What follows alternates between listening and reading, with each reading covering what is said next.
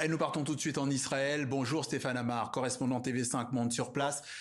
Comment est vécue chez vous, au sein de la population, cette guerre avec l'Iran?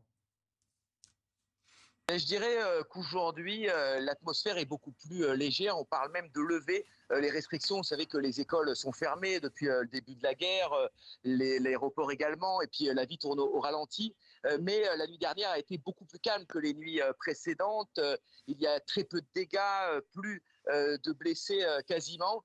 Et le sentiment qui domine ici, eh bien, c'est que l'Iran n'a plus la capacité véritablement d'inquiéter Israël. Israël ayant la maîtrise du ciel iranien et volant quasiment à sa guise en Iran, en tout cas dans l'espace aérien, ayant très largement infiltré le pays. On l'a vu dès les premières heures du combat. Eh bien, il a cette idée en Israël, d'une certaine manière, que le pays a le dessus et qu'il n'y a plus vraiment lieu de s'inquiéter. Côté politique, il y a une semaine, l'opposition israélienne n'a pas réussi à renverser le gouvernement Netanyahou via une dissolution de la Knesset. Ça s'est joué à pas grand-chose, mais qu'est-ce que ça dit de cette opposition? Bien, c'est très intéressant car justement ce matin, Yair Lapid, le chef de l'opposition, a apporté son soutien à l'opération. Il a appelé Donald Trump à intervenir dans cette guerre.